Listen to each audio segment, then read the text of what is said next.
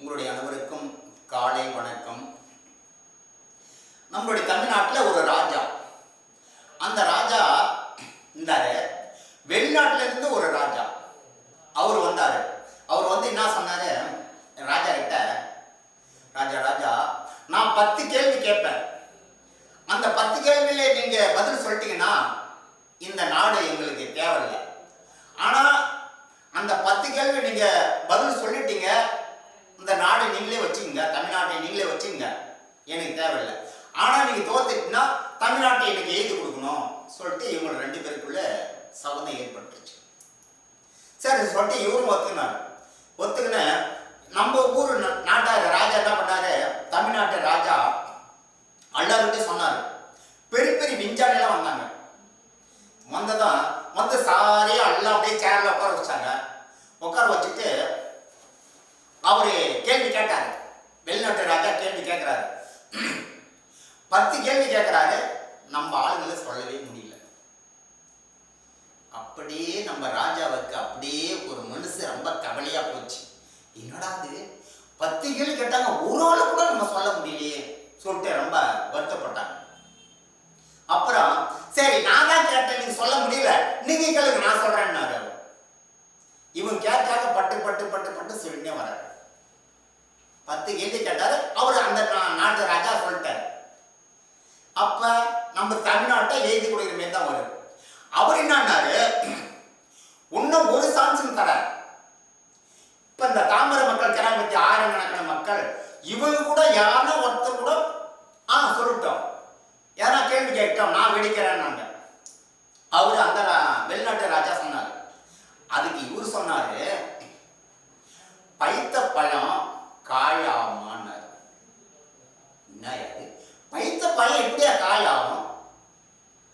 ஆகுமே, பழம் பழுக்குது, பைத்திச்சுனா நாடி கொட்டோம்னா கொஞ்சோண்டு அழுவோம், அப்புறம் கொட்டோம்னா புழு வைக்கும், பைத்த பழம் காய் ஆகாதுன்னு அவர் சொன்னார்.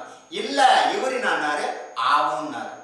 அது கூட எப்படி, ஒரு கருப்பா ஒரே வேஸ்ட் கட்டிக்கின்னு ஒரே துண்டு போட்டுன்னு வராரு ஒரு கிராமத்துக்கார், படிப்பறிவு தெரியாதவர். அவரு வந்து வெடிக்க சொல்றாரு ராஜா கிட்ட, ஐயா பைத்த பழம் காயாகுமா அப்படின்னாரு. யோ பைத்த பழம் எப்படியா காயாகும்? பழம் பைத்துச்சு, அது எப்படி காயாகும்? ஆகும் இவர் சொல்றாரு. சரி நீயே வெடினாரு. நம்ம எலுமிச்சம் பழம் இருக்குதுட்டியா, அத்தை நறுக்கி போட்டு ஊர்காவனா ஊர்காய்ச்சினா ஊர்காய். எப்படி எலுமிச்சம் பழம் பயமாகுது, அதை நறுக்கி ஊர்கா போட்டா ஊர்கா, காய் வந்துச்சா ஊர்கா. சரி இன்னொரு கேள்வி கேட்கிறேன் ஐயான்னாரு. சரி கேளுன்னாரு இவரு. காய் பூவாமா? இந்த பாரு, நீ கேட்கிற கேள்விலாம் பூரா ரிவேர்ஸ்ல தான் வருது. காய் எப்படி பூவாகும்? இப்ப முருங்காக்குது, மாங்காக்குது, கொய்யாக்காய்க்குது, எல்லாமே என்ன பண்ணோம், பூவா ஆகும். பூவை ஆன பார்த்து அந்த பூ கொட்டனை பார்த்து அப்படியே காய் ஆகும், காய் ஆன பார்த்து பூ வந்த பார்த்தா காய் ஆகும், காய் போய் எப்படி பூவாகும்? ஆகுமே என்றாரு இவரு. எப்படி காய் பூ ஆகுமே என்றாரு. சரி சொல்லியான்னாரு. இவர் என்னன்னாரு, தேங்காய் நம்ம உடைக்கிறோம், தேங்காய் காய் உடைக்கிறோமா, அந்த தேங்காயை திருவனா தேங்காய் பூ, அதான் தேங்காய் திருவனா அது பூவுன்னாரு. ஓகே நம்ம நாடு ஜெயிச்சிருச்சு, இவர் ஜெயிச்சுட்டாரு.